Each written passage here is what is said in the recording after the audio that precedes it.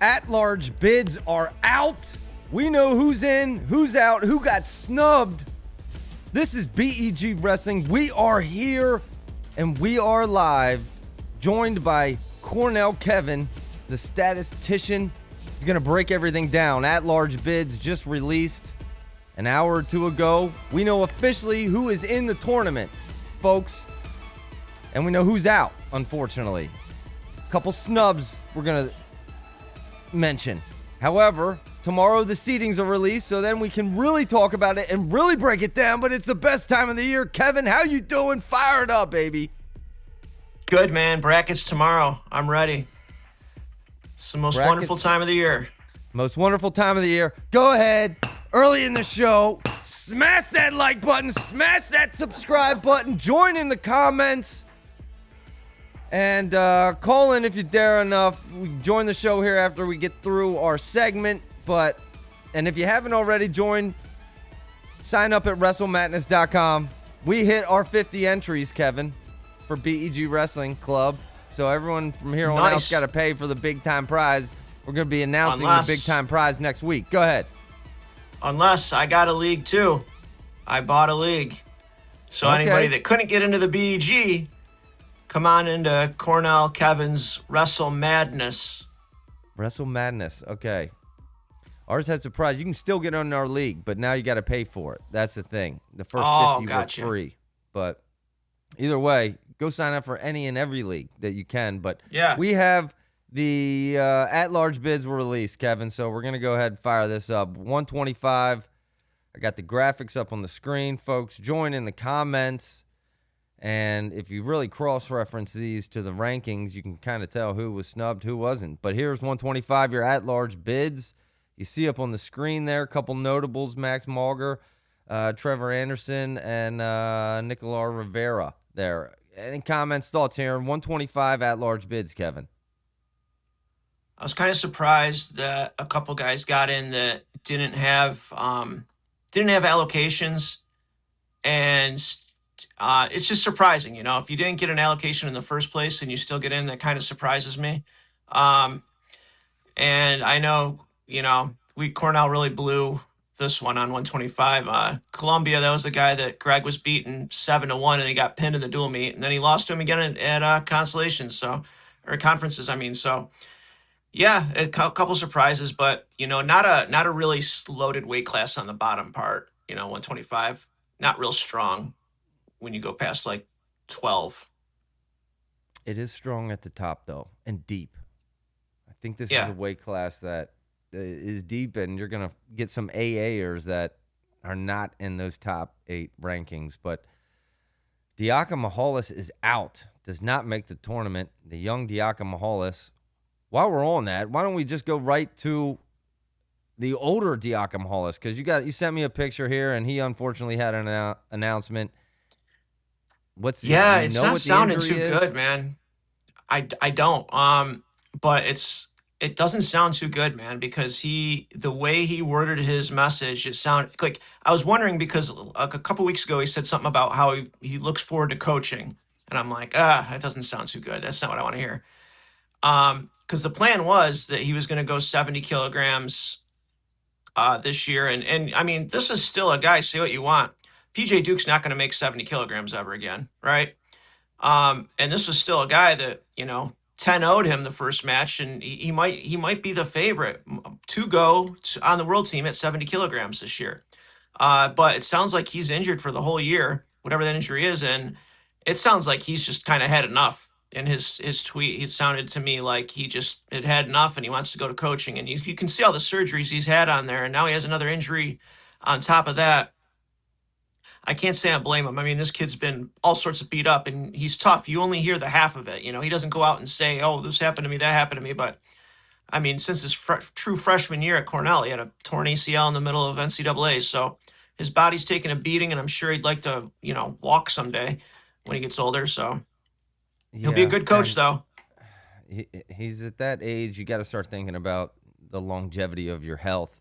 And it is very unfortunate. Yanni was such a fun wrestler at his prime. Man, he could deal with the best of them, but And he's also a tough guy. Like, he's not a guy who just reveals his injuries like that. And to me, that tweet he made, that post that says he might be done, that was, to me, it seems like he's mentally exhausted as much as he is probably physically injured. And it is. It's a grind. It's a battle. This is a hard sport. Yeah, man, he had like people don't even realize it. Like nobody knew about the torn ACL in NCAA's his freshman year until afterwards, right? Nobody knew that during Final X with Zane, he had a torn meniscus that whole time. Nobody knew that. Then from that, he had a bacteria infection so bad in his leg when he wrestled in one of the Beat the Streets that it nearly killed him. Like he had to have a tube hooked up to him and stuff. He couldn't sweat in the tube. Like he's had injuries like that, but you don't ever hear him, talk about him like, oh, I had this or that. Which is funny because he mentions one thing one time after Final X about how he had heart problem. Everyone's like, oh, he's making excuses. I'm like, man, this is not the guy that makes excuses. All right. Just because he brought up something, a health problem, doesn't mean that he's making an excuse because he's had plenty of opportunities to make those excuses. But an absolute, I give like Yanni is the reason that I'm involved in wrestling, back in wrestling. I took years off of wrestling. He is the reason I got back into it because he's from a town over from where I live. So when he was a senior in high school, I'm like, wow, look at this guy. He's amazing. And then he went to Cornell's true freshman year, and that was just magical, And I followed Cornell prior to that. But I mean, I took like 10 years off where I just wasn't following wrestling. So I thank him for getting me back into the sport following it. Very influential, I'm sure, to not only you, but a lot of youth wrestlers out there. He mentions coaching, and that's someone I think I've overlooked as a potential coach. But this would be a prime candidate, maybe the prime candidate on the market to be a coach. Now, we've heard Brands is getting extended another year of a chance, but maybe in 2 years, Yanni taking over Iowa, he's a lightweight guy. That seems like a thing, but we'll have time to talk about it. But let's move on. Let's put up the 133 at-large bids. It was Serrano, Shawver.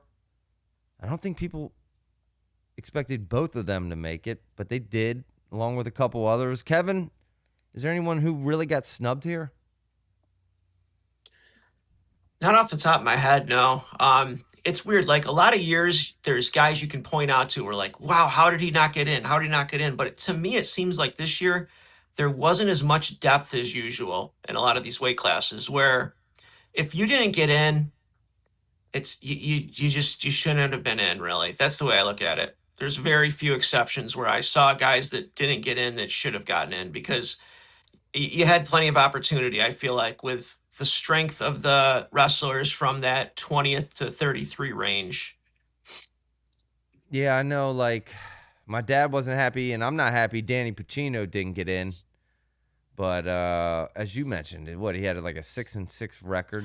So yeah, he was 6-6. He was injured a lot, so it's a bad situation. I'm not saying that he's not one of the best 33 wrestlers at the weight because that's not true. He is.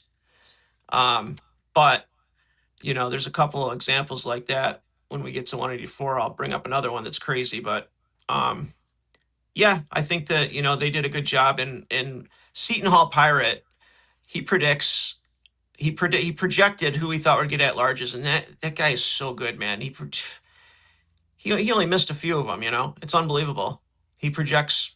He's just money. He's a great they follow. were talking about him. They were referencing him on Bosch's show today. Yeah. So he's awesome. Who is that guy? Like who is he? A coach? What is it?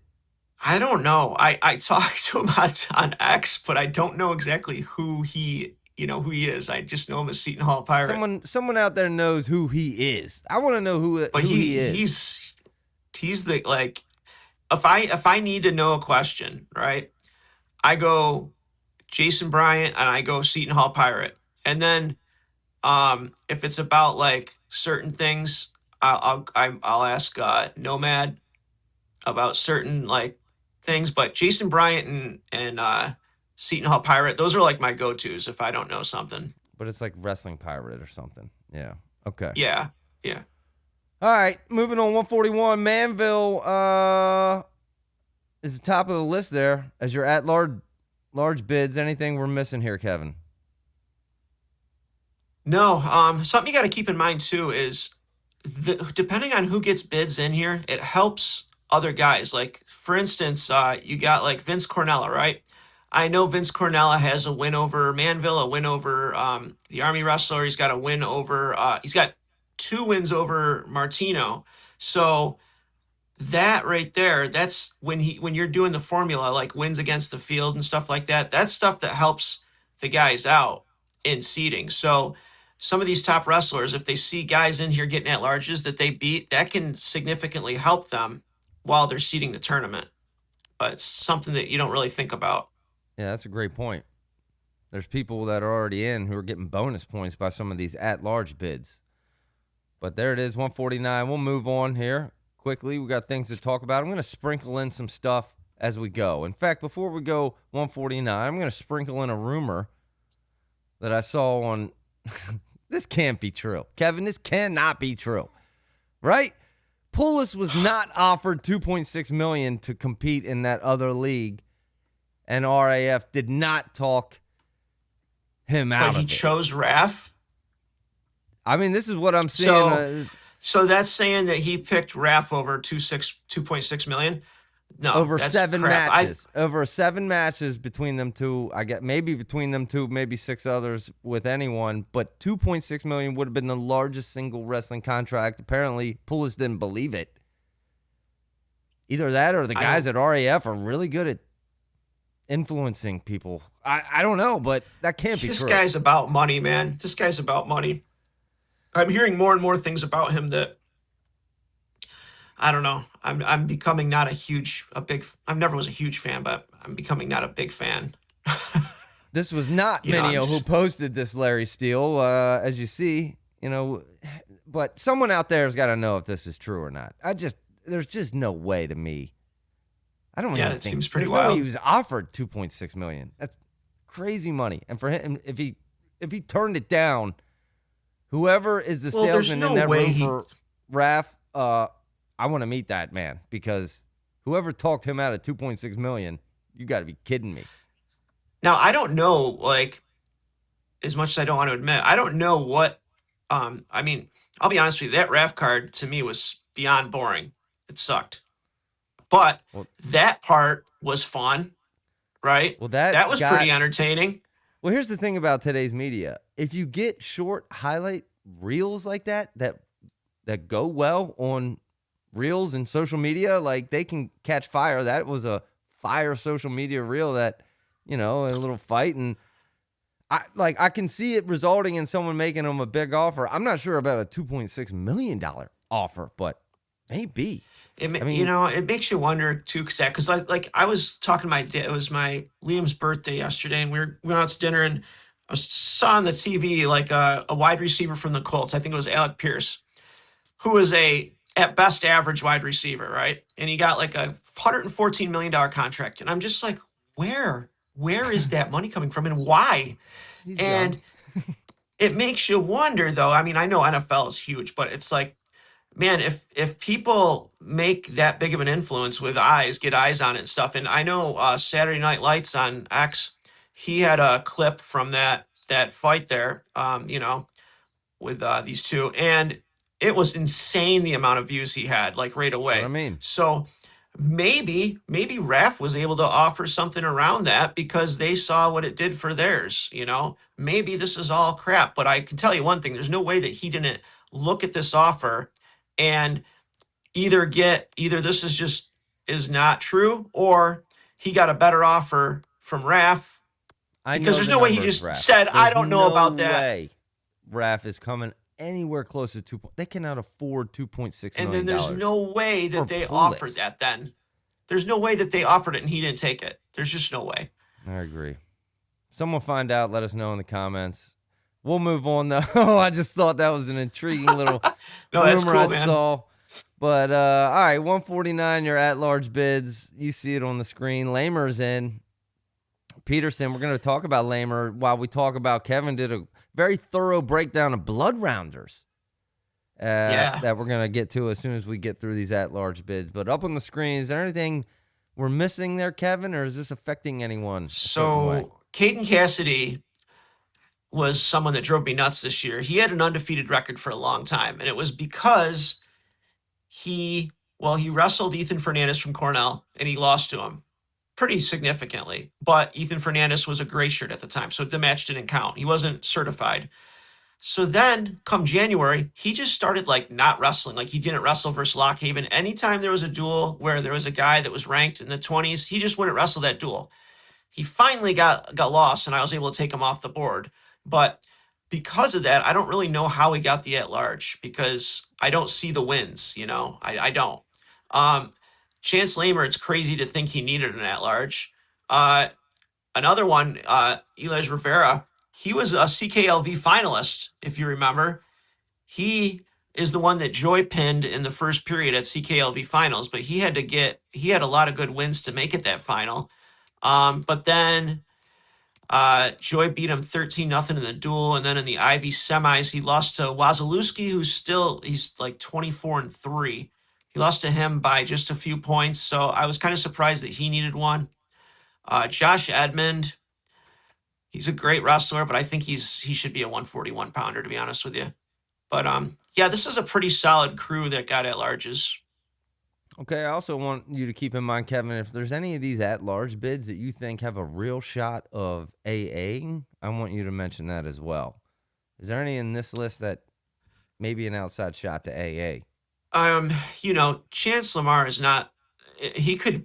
I see. It's crazy. I know he's on the blood round thing, and he's been a blood rounder a couple times. I see him as like another blood rounder again this year. I see him finishing higher than anybody on out of these guys. Yeah. Okay. All right. Before we move on, a couple comments here about the pull list. Maybe 2.6 million rubles, says John Cena. Larry awesome. says willing to bet the next card will be by far their most watched.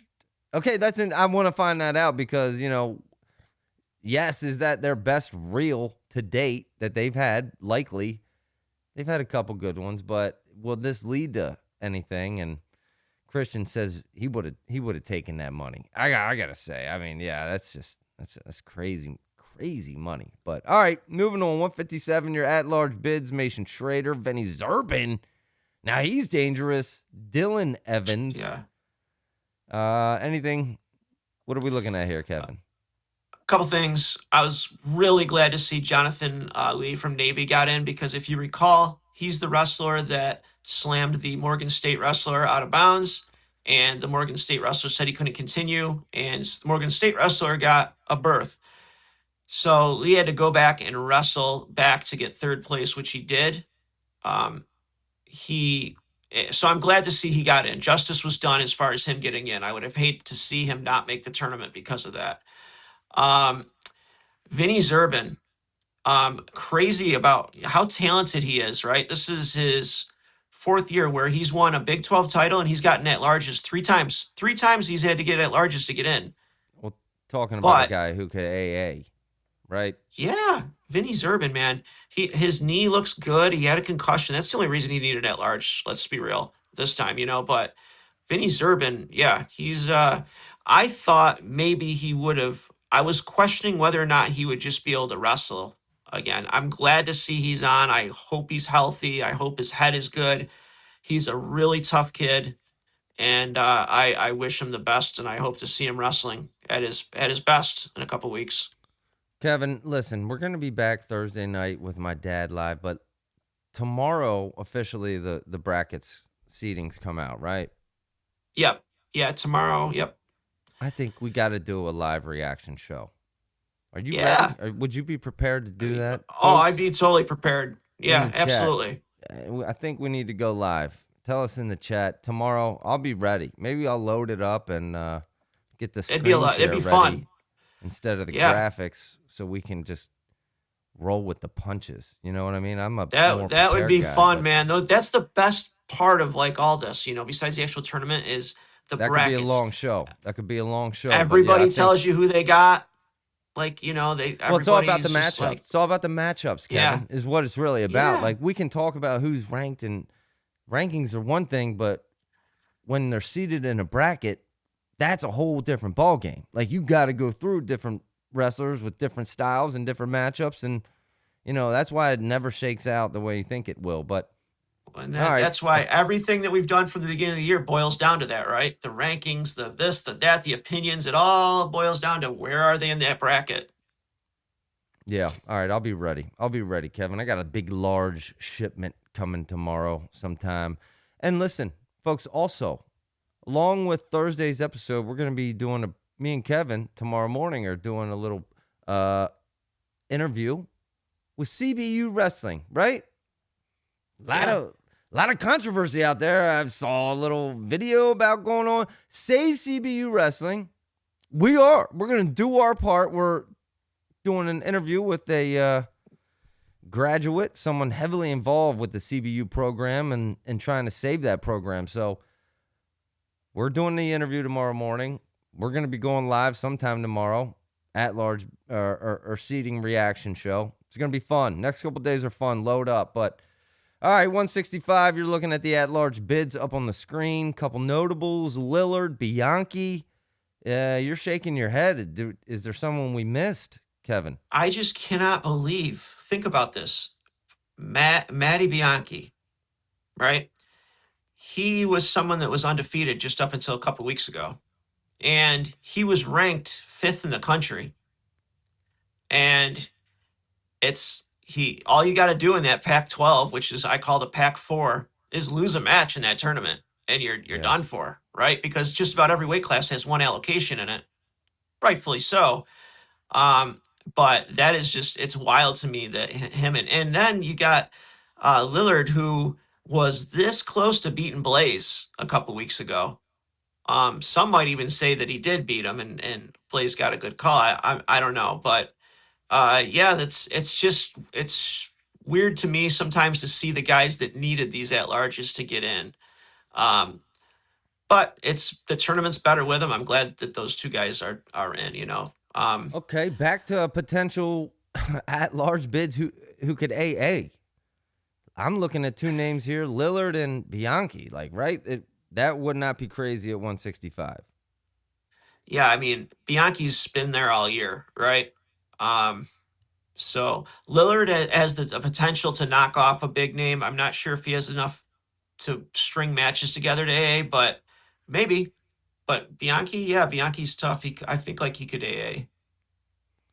Is that the real Seton Hall Pirate in the comments? I don't know. Let's find that one out too. If that's the real brain, the guy who I'm trying to find out, he's like, what's that anonymous group out there? That's what Seton Hall Pirate is. The anonymous man, dude. He knows everything, awesome, man. But no one knows who he is.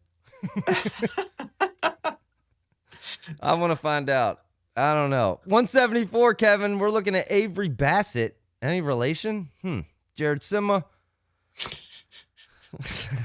Along with a couple others. Go ahead. Not much excitement here, man. Yeah. Luca is a really good wrestler. Sima's got some good wins. The only match I saw of him this year was against Ruiz, though, and Ruiz teched him, and it wasn't. This is kind of I don't know. If this is the at-larges, I don't think so. No, I mean, maybe Luca, maybe around a 12. Yeah, I just don't see it. I don't see any AA possibilities here. Speaking of Bassett's, has Harar committed to a college? Do you know that? Oh my gosh. Someone Bassett in the comments just pinned Harar in the Pennsylvania State Finals. It had to be the most anticipated Pennsylvania high school state finals of all time. Had to be the most viewed, most anticipated high school state finals of all time. And, I was watching, and Harar just got, Bassett is just a different animal, man. He is just a bully on the mat. You have to be prepared for chaos at all times, hand fighting at all times. Harar was just not ready for that beast. That bull, they let that bull Bassett out the cage, man. He just stormed him, and Harar could never catch his breath. Yeah, it wouldn't have helped if the fact that he didn't wrestle him the first time. Rutgers. He's going to Rutgers. In hindsight, we criticize Harar for that. He's going to Rutgers. Okay, interesting. In hindsight, I bet he wishes he had a first match, because then he would have known the pace that Bassett brings to the table, and he could have better prepared for it. It's what we kind of criticized him for the whole time. You know what I think it was? I think it's all about his final record. He didn't want to have another loss or something. I think it's something lame like that, because in no world does not help him to get another match with him. It just was goofy, the whole thing. Okay. But his whole thing was wins.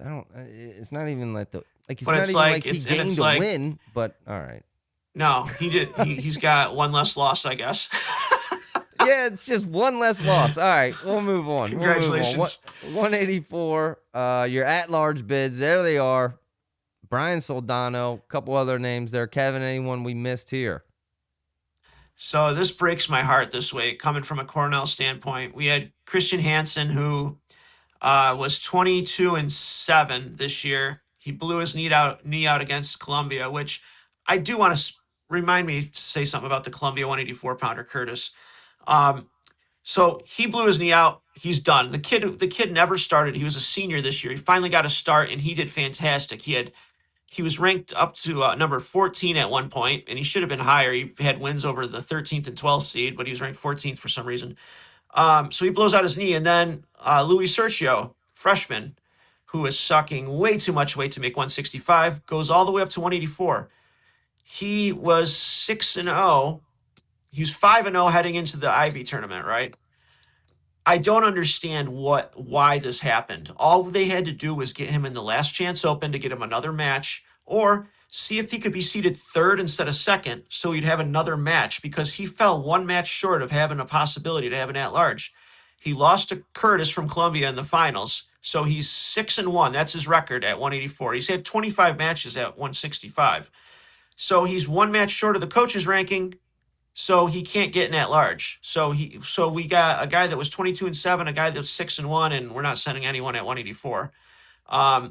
Curtis, by the way, and I might tick some people off, but he's a dirty wrestler, man, because he has injured 4 people this year, including, or in addition, his own teammate Aaron Azuroff, who he injured in practice. Azuroff is a beast. He's a really good wrestler. He lost to James Conway in overtime this year at CKLV, I believe. He's a very good wrestler, and I was wondering why Joe Curtis went in. Joe Curtis is the one that blew Hansen's knee out, and he's got 3 other injuries too this year that he's injured people in. He's a knee twister, man. And the final against Sergio, he was twisting Sergio's knee big time too. So I just wanted to say that in case anyone's out there listening, if you see him twisting the knee with your wrestler, and this isn't a Columbia thing too. I think Columbia is doing awesome this year. For them to win the Ivy League regular season, it's amazing. And they got a lot of good wrestlers. Their coach is doing a great job. But that guy, Curtis at 184, I don't know. Keep your eye out. Tell the rest to keep their eye on him, is what Kevin's basically saying. Okay. All right. Good insight. Kevin. So Fox has a win over Ryder in overtime. Sam Goen is actually a really good wrestler from Indiana. He was ranked 11th at one point this year. He just put up a good match up against Angelo Ferrari. And I we haven't believe even it. touched on Angelo Ferrari. Yeah, in the consies, that was a closer match. Ferrari pulled away at the end, but it was a tight match. Goen would be maybe, to me, an outside shot chance to AA. Yeah, right? I see him as like a round of 12 or possibly, and then if you're around a 12 or he just one match to AA, right? So you're right there. Soldano is someone that can pin anybody, right? He's tough, man. He's a great top wrestler, great upper body, very, very dangerous. So, there's a lot of people that aren't going to really want to wrestle Soldano, but he's got a really big win over this year. He beat Sam Goen 10-0 this year. Soldano did. He also he pinned Eddie Nietenbach. He pinned Eddie Nietenbach in 20 seconds at Cliff Keen. So he's got threat. Like couple threats there. Yeah. Soldano, maybe Goen. That was the match that Ferrari walked off and we thought that he said he hurt his shoulder. That was a going match. Oh, that's 99% sure. 99% sure. He's tough. So keep an eye on him. A couple guys there who outside shot to AA 184. Yeah, there's a couple good ones in there for sure, Zach. All right. We'll be back tomorrow to talk your top of the seating at each weight class. But here's 197. Your at-large bids. Evan Bates, Rune Lawrence. I'm a big fan of Rune Lawrence. Glad to see him get in. Gavin Nelson. Go ahead, Kevin. How do I put this? This is not a very strong weight class. I'll just leave it at that. Which is why I think Josh Barr is your outside shot to Hodge, be your Hodge winner. But I mean, really, in reality, who do you like at the top there? Elam Novak in a rematch. Like, do you even like Elam to win a rematch? I think that's a toss-up. I think Novak got screwed in that match. I think that he was in that Peterson position. Here's the thing: they said that in order to get an escape, the top man can no longer have control. You can't look at that and tell me that the top man that he had control over him when he looks like he's about to get Peterson. There's just no way. They didn't know what to call. They were like, oh, it's not a reversal yet, but it doesn't look like an escape. So we're going to say that he's still in control. But that was horrible, man. I like Novak in a rematch. I think I do too. Not much before we go to heavyweight, and then we're going to be looking at your blood rounders and undefeated remaining. I also listened to the Bosch and Willie earlier today talk, and just the fact that those two don't fully understand how this works, to me, is such a red flag. And I'm not going to stay on it long. I don't want to complain. It's just another one of those simple things I think could be tweaked. Like, dude, it should be a very laid out, very simple. It's like, well, this guy wrestled these matches at this weight, so they don't count. And then it was like, you hear them two talk. And if those two guys are talking back and forth trying to figure it out, none of us regular fans are figuring it out. So just a thing. That's the way they want it. They want it like that so nobody can, so people can't step up and say, yeah, you can't criticize what you don't know, right? Yeah, well, I'm criticizing them for not having a formula that makes us able to know. But, all right, finally, 285 here. The notable one to me, Christian Carroll. I think he is a potential threat to AA. I'm not sure if he will or not, but another, you see the list. Kevin, go ahead. Yeah, Christian Carroll's an interesting one because, he's a guy that, he's been top 10 pretty much, around there all year. But then he goes in to Big 12s and he goes 1-2. He loses to Juan Mora time. And Shiloh Jones. I mean, why? Yeah, but that's Christian Carroll, Kevin. That's the Christian Carroll we always see. One weekend he can be great, the next weekend not so much. And I'm just saying, if he goes in 2 weekends and has a great weekend at that weight class, he could. Yeah, he can. I'm wondering though. It's like, to me, okay, he had 4 losses all year. Then he goes and he loses 2 in a row. It's like, okay. To me, I don't put a lot into a guy like that because it's like, okay, it's the end of the year. He lost 2 in a row. What makes me think that he's going to not have packed it in for the NCAAs too? Maybe he just had a bad day. I don't know. But he can't be losing to Shiloh Jones and Juan Mora time, Yeah. Well, yeah, just an uncharacteristic weekend. But look at Jim Biskins in the comments. Dude, Novak hosed big time. They hate the Minnesotians. Hey, Biskins, it's going to be interesting to see where he's seated. Well, that's another guy that, you know what happened to him in the finals ACC is just, it's exactly what's wrong right now with so much of wrestling. I mean, you can't tell me he had 2 takedowns in sudden victory, 2 of them.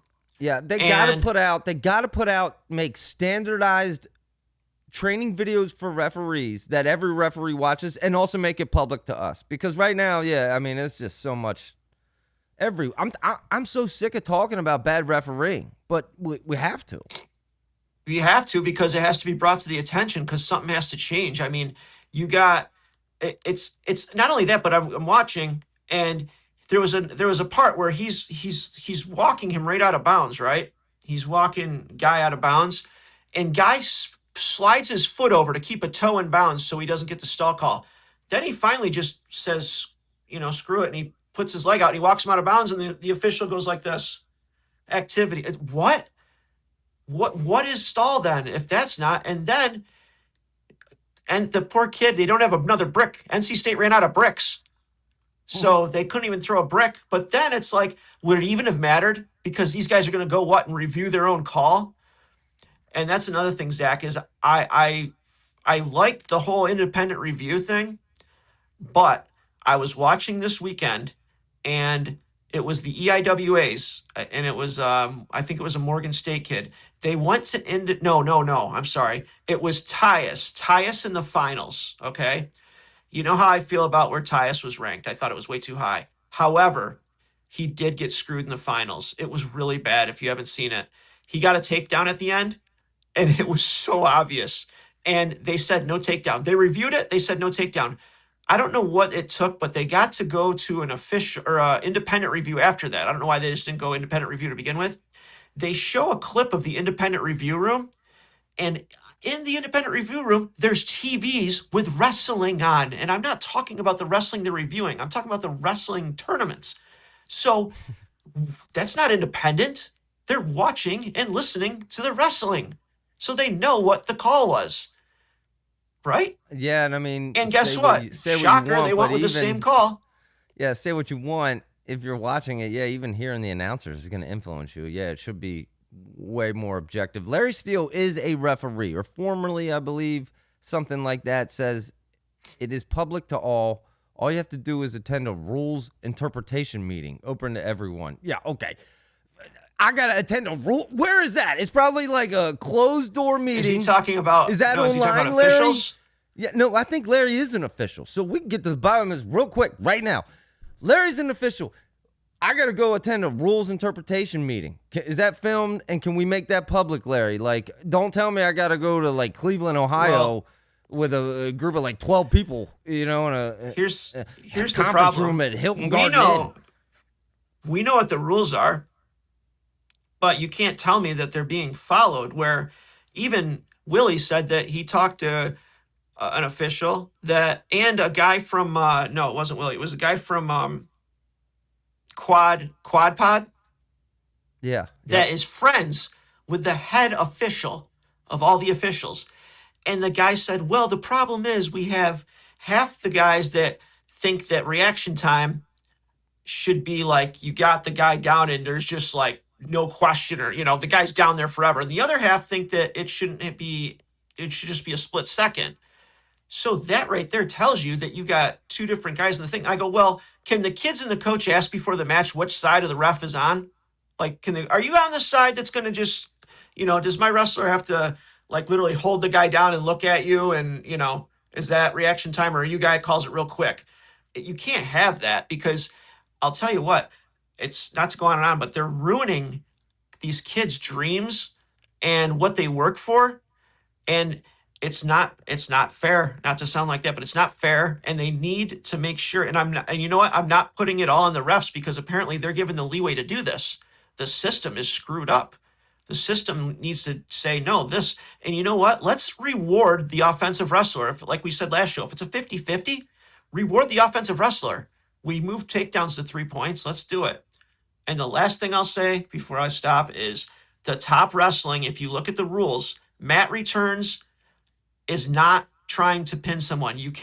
It's stalling. They changed the rules so people wouldn't do 55 mat returns. Yet all I see is if a guy decides that he's going to stick on a guy and try and ride him out, he just mat returns, drive out of bounds, mat return, mat return. That's not fun for anyone to watch, and it should be called for stalling. But yet they will not call it for stalling. That should be treated as if he's just riding on top as normal that entire time. Yeah. I mean, that's great. No, I mean, and I don't know. There's a lot of comments. Cowboy Brian says it can't be public. Has to be a vaulted rule. Take a look. Larry says he's going to let us know, but I want transparency. That's what I want. And then consistency. Transparency and consistency. across the board. Because at least if it's consistent, a wrestler can adapt and they know how to wrestle. And then Zach, sorry, go. A guy, there's, okay, so you got Coy Biskins, who he loses the ACC title. I think he should have had a takedown. That affects his speed big time. You have Max McAnally, that was questionable with the Rocco thing, right? That, Yep. Loses a title, speed big time. Then you got a guy like, maybe not, that isn't as popular, a guy from Cornell at 165, Benny Rogers. No relation to Kenny. He's in the semifinals.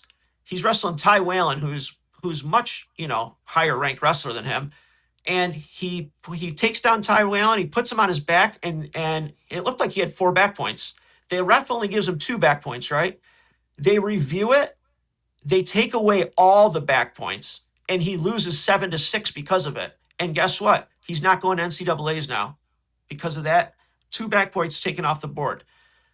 And it's just like, oh, it sucks, man. And I'm not saying refs an easy job, but I don't think that's too hard to ask, transparency and consistency. Willie makes a good comment. Willie is short in the comments. If they're making a call that the other way turns out to be a bad call, we ruining that kid's hope and dreams. Well, it's good for one kid, bad for the other, but overall what we're talking about is the consistency of the sport, which is how you get fans when they know what to see. Well, and the thing is Willie, there's a good call and a bad call. I'm not saying that there has to be a good choice and a bad choice, right? There can't just be a bad call each way. You know what I mean? Like there's got to, and fair. I'm just saying that if you got to modify the rules, modify them where it rewards the offensive wrestler, right? Make the reaction time less. Because they're blaming everything on reaction time. It's their go-to, man. They can just say, oh, reaction time, and they wait. Because of that, they wait to call takedowns too late because they know they can just say reaction time. Mm-hmm. I think we're all in favor. Let's reward offense. Let's motivate these kids to be offensive. But we got to move on. Kevin, here it is. Talking about good wrestlers. Here's your undefeated remaining list. And talk about this a little bit. Folks, it's gotten shorter throughout the season. A lot easier to read than at the start, but if you're still having trouble reading it, go to follow Kevin at Cornell_Kevin S on X, and you can see it as clearly as you would like. Go ahead. So we're down to 16. We have nobody at 157. We were this close not to having anyone at 149 and 184, but we do. A lot of people have asked me today, how many do you see us ended up with at the end of NCAAs? So honestly, yeah, there is a chance that we end up with 9 because, there's one in every weight. And you can't say that the 9 remaining weights can't have a guy win it going undefeated. However, I don't think we're going to see 149. I don't think he's going to win it. I don't think Rocco Welsh is going to win it. I just don't see those 2 guys winning it, which brings it down to 7. Then I figure someone else is going to get beat. One of those guys is going to beat. So I'm thinking maybe we end up with 6 unbeaten. So what do you think, Zach? Yeah, I agree with you, Welsh. I agree with you, Van Ness. Although, I don't know about Van Ness. I could see him surprisingly running the table. In fact, I think I've now swung on the side of the pendulum that thinks Van Ness is going to do it. As bad as he's even after the 1 point wins. Yeah, really? But it's like those kind of wins that it's like you learn how to win. And you saw him going up and dabbing up Aaron Brooks after his title there.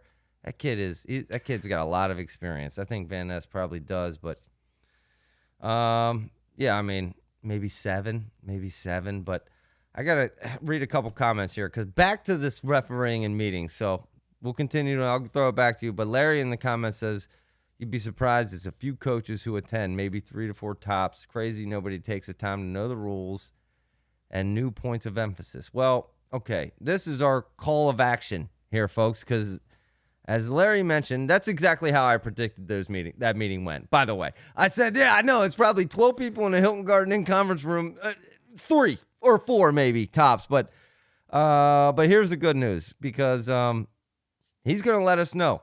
Okay, Larry Steele's going to let us know when the next meeting is at, the dates and times, and so we can maybe possibly attend and maybe get some more transparency to all this. But Can the officials attend? Yeah, can officials attend, like all of them? Because that's another thing the guy from Quad Pod said. He said they have a meeting every other week, a short meeting. It's not even mandatory. Like, think about this, Zach. We have a podcast. Well, you have a podcast twice a week. I have one once a week. These guys meet once every other week. Not mandatory. And Larry, who's awesome. Larry Steele is awesome, man.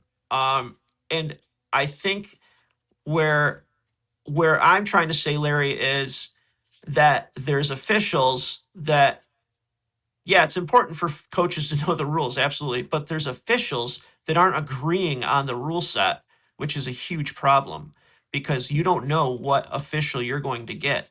And it shouldn't be like that. There shouldn't be one side that thinks it's this and one side that thinks it's that. It's got to be everyone thinks it's the same thing. Then when they're on the same page, coaches will be on the same page, wrestlers, and then lastly, fans, right? And, fans are fans. They're going to see things two different ways a lot of times, even if they know what it is. But, yeah, if the officials aren't on the same page, that's just a mess. And I just dread this happening at NCAAs. I don't want to see it, no matter who the kid is, what the team is. I don't want to see someone, don't be especially an offensive wrestler. On us, refs. Not at NCAAs. Not at NCAAs. We got to move on. Here is the history of the undefeateds. Kevin, you want to touch on this? Yeah. So, looking at this, we started out, tons of unbeatens. I mean, the chart was driving me crazy. I said, what did I get myself into, Zach? Why am I doing this? It's just ridiculous. I've never taken people off. Now, on 2021, you can ignore that year because that's the year that we only had half the season. So a lot of guys entered conference tournament like 4-0, 5-0. That's why there was so many. But yeah, we're extremely high going into the NCAAs to have 16. 2022 was a wild year. We had 8 undefeated wrestlers at the end of it. And the 2 wrestlers that weren't undefeated only had 1 loss each. It was Aaron Brooks and one other person, which I can't remember off the top of my head, but only had 1 loss. So out of all 10 champions, there was a combined 2 losses, which is wild. But we are at a point right now where, yeah, we could have 8 or possibly even 9 at this NCAAs. Now, part of that has to do with the amount of matches. I got another graphic, which I'll show next week, maybe even tomorrow, that shows the amount of undefeated wrestlers going all the way back to 2000, and then the amount of combined losses between all the champions, right? And when you get down to like 2000, 2001, 2002, you'll see that there's like 16 to 20 losses combined with the champions. And then as you go up, you got like 5, 7, 6. It's just like, it's because they don't wrestle as many matches. They're not going to these tournaments that are, you go to Cliff Keen, it's a tough tournament. But back then, it was Scuffle, Midlands, Cliff Keen. These guys wrestled up to 40 matches and 45 matches even, and a lot of tough matches where they don't do that anymore. So obviously the odds are a lot better that people are going to go undefeated now. I don't think there was as much ducking back then. So yeah, it's so this is kind of gives you a good idea on there's different points of the season. I don't think they invented ducking. Ducking wasn't even invented until a couple years ago. Yeah, I just couldn't. I can't picture it being back then, right? Like you just wrestled. You wrestled who you're supposed to, And Anthony Del Grosso says, "Wait, if you want mat returns and dropping to a leg to be stalling, what are they supposed to do, Kevin?" I don't know. I'll tell you what they're supposed to do. I didn't say you couldn't do mat returns, but when the guy on bottom is getting up to try and escape and all you're doing is mat returning over and over and over and over, or you're running him out of bounds, that's stalling. You're not trying to turn him. The actual rules say, they changed the rules where it says you have to attempt a turn, and you're not doing that from the rear standing position. A perfect example of that is Daniel Cardenas from Stanford. Watch him ride someone, and he'll do it for 2 minutes like that, unless the ref doesn't let him, which is very rare. But no, if a guy does a couple mat returns, that's fine. But I'm talking about like a minute and a half of just constant mat return. The guy gets up, 15 times. That's crazy. So that's where I'm going with that. Okay, I like that. Larry in the comments, still some info leaking in about these referee secret meetings. It's like the it's like the what are they? The Illuminati or something? Yeah. These Illuminati. secret ref Illuminati meetings no one ever knows about. High school auditorium. Officials required to attend at least one interpretation In the meeting a year. cafeteria. One a year. Great. Wow. I mean, before the season with new rules and points of emphasis. One meeting, 30 How minutes. about Check the box. You're out. And go how, call what you want. What it sounds like how to about me. we get some of that NIL money and we put it towards these officials and we pay them real good, but we make sure that they are really good. They're professionals. And, I'm not saying that these officials aren't good. Don't get it twisted. There's a lot of good officials. It's not an easy job. But what I'm saying is, let's get it where it's a sought after position where people want to go. Yeah, you make good money doing this, real good money. And there's classes and education, and we get these rules right before this sport turns into, what? It's impossible to score takedowns, and everyone can just hang on the top position, and then everything goes into tiebreakers, and we got nobody wanting to watch the sport. Yeah, that's what I'm afraid of. But all right, let's move on because speaking of people who are afraid, you do not want to be on this list. Kevin put this list together, the 4-time Blood Rounders, and this is actually, let me play the scary theme music, Kevin, because you got quite a few little stats here. I'll let you talk through. But you just don't want to be on the list. We're going to get to the guys who have a chance to be on this list going into the season. But go ahead, Kevin. Yes. So this list, a lot of people look at it as like the list of dread. I want to say that this is nothing I'm trying to point out that's bad about these guys. To make the round of 12 4 years in a row, is unbelievable, right? It's just a heartbreak. I feel for these guys. Mickey Felipe was the first one to do it. And it's kind of interesting with both Ramirez and Felipe. The closest they were to making it was their freshman year, right? Felipe lost to Roman Bravo Young in a real tight 4-3 match. And then Julian Ramirez was wrestling Carson Karchla, and he was winning with about 10 seconds left.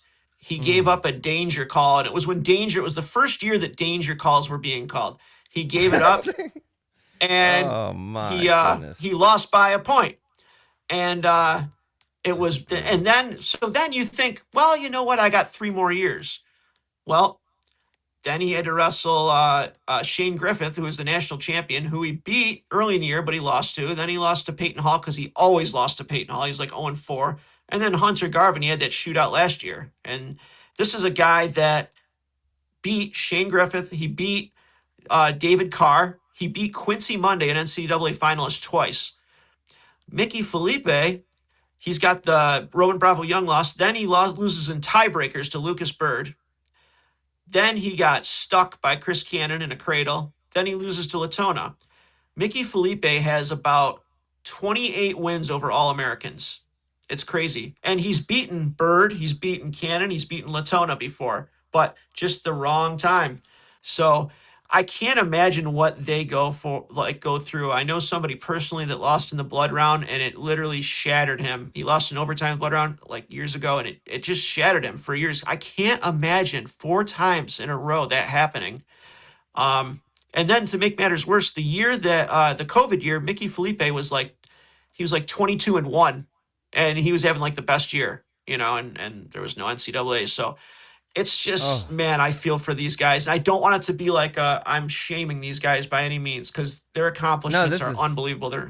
These are the most accoladed wrestlers who kind of have nothing to show for it at the end of the day at their college careers, which is just, these are all-time wrestlers here. And you sent me some video. I was watching some video of Felipe, and just to go. But you know what? In a way, Kevin, you are doing them a little justice by creating this graphic, and in a way, they are now getting acknowledged for this achievement. But that's cool, man. That's cool, because I do want it to be like these guys are, they're tough, man. They're real tough. Yeah, it's not a shame thing. Yeah, it's not a shame thing at all. Like, these These guys should be very proud of themselves. Like I said, the most accoladed wrestlers with no hardware to really show for it. But here are some 3-time blood rounders. Kevin, you want to touch on this? AA one time. Yeah. So I do want to say that a couple of these guys I got off of Jason Bryant's The Guide. And if you haven't seen that yet or ever gotten it, you gotta get it, man. It's unbelievable. Just tons of information, everything imaginable. Matt Talk Online. Make sure you get The Guide. It's got all the NCAA information in it. You get it before the tournament, and everything imaginable is in there. I use it on a daily basis, so make sure you get that. If you have any questions on how, shoot me a message. But anyway, they have these guys. There's a couple older guys in there, like 2010, 11. So what's interesting about these guys, Zach, is Josh Innen and Ryan Lauder. The only time that these two won in the blood round was against each other on separate years. So Lauder beat Innen on 2013, and then Innen beat Lauder in 2012. So if not for each other, they would have been 4-time blood rounders, maybe. So wow. I thought that was crazy.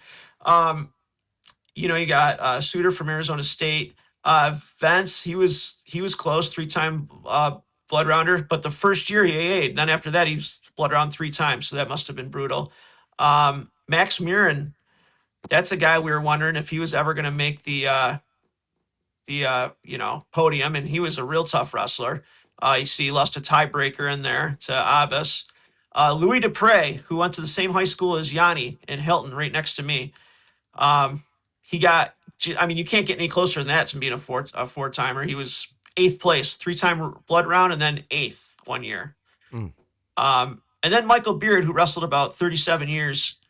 Yeah, he did. I've met his parents. Yeah. Oh, really? Michael Beard? Yeah, I met his parents a couple years ago, and it was when we were talking about him being old, and I don't. Thankfully, they hadn't listened to the podcast because I would have had some explaining to do. Yeah, he was real tough guy, but he got 7th in blood round, 8th in blood round. So these guys, real close, right around that list. And then I don't know if do you have the next one? I do. Here are your remaining wrestlers, I guess, with an opportunity.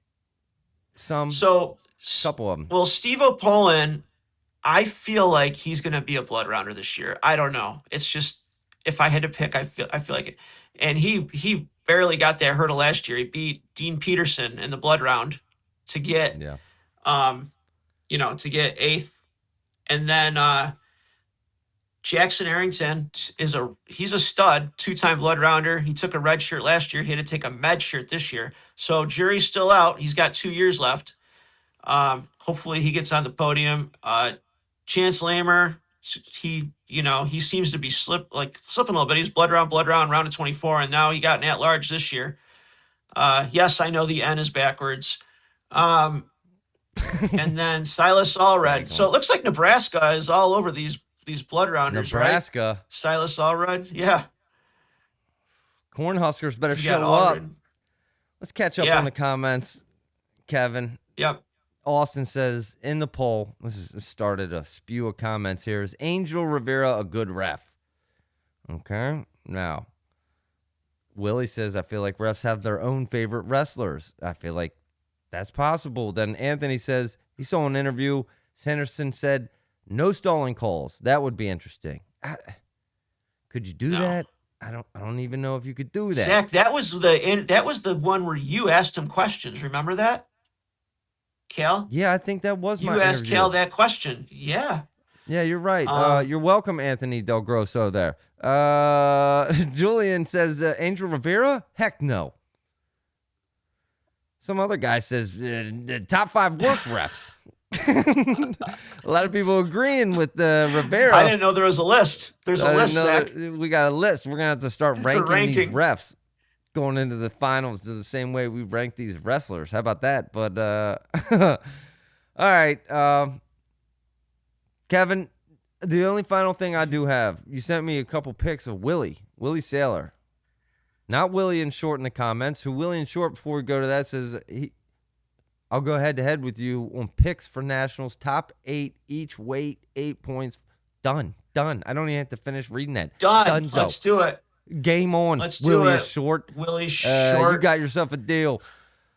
Folks, if you haven't signed up to be in our league, I haven't been taking things very serious on Madness. I like letting people win. I also realized, dude, you can't get too crazy. I've been getting too crazy. Like, I like picking upsets, but then I like picking more upsets. And then it's like I hit on one, and it's like, well, you're not going to hit on 3. You idiot. Stop picking so many upsets. So I'm really fine-tuned in here for Madness here in NCAA. It's the perfect timing of the year. I'm peaking right now. Kevin, I'm peaking. You're peaking. All right. So go join Madness. Getting the kinks out, right? Getting the kinks out. It took me all year to get the kinks out, but I challenge you to compete against me. And here, to close this out, I'll play a little music because I like music, like getting amped up. And you sent me 2 pics of Willie. And, you know, we talk about Willie a lot. He's a popular character on the show. Love to have him on someday, but talk me through this. The evacuator? I sent this to him. You sent this to Willie? Yeah, he loved it. He loved it. Wow. Because I was unsure at first. I sent it, you know, I was like, is he going to like this or is he going to think it's not very funny? But he loved it. But the evacuator, man, that guy, he just, it's got to, you know, your body just goes after a while. And I can picture something like that happening to me where I'm like, you know, in something and just bones start breaking and stuff. And you don't know it until you get older, right? But glad to see Willie's doing better now. And because say what you will about him, have your whatever. Everyone's got problems with everybody. I get it. But he is one of the best at seeding people. I would rather I just want him on the show. I just want him to come on the show. That's all I want, Willie. Come on the show sometime. I think we'd have a fun time talking. But I got alert. I got alert. I got a big balls going. Jax Force is live right now on Instagram dyeing his hair. What color? I don't know. Find out. We got to tune in. I got to get off. I got to go check out what color Jax is dyeing his hair. My guess? Orange. Right? Yeah, you think? That might be a good guess, Zach. All right. That might be a good guess. Let's go find out. Tomorrow, are we going on tomorrow? Yeah, we'll be back, folks, live. Live tomorrow evening. Maybe I or can no? ask him. I can ask him. Yeah, ask him. Might depend on whether Penn State gets good seeds or not. You know what I mean? He might be in a good mood, might be in a bad mood. We'll find out, folks. Seeding drops tomorrow, the seeds, and we'll be back live as soon as after they drop and I can process them into graphics. We'll be here for you. So come back tomorrow. Thanks for watching tonight. Thank you, Kevin. Thanks everyone in the comments. Thanks, comments popped off tonight. A lot of appreciation to everyone in the comments because you guys made it a fun show. Thanks again. Tune in tomorrow. We'll see you soon. See ya. Bye-bye.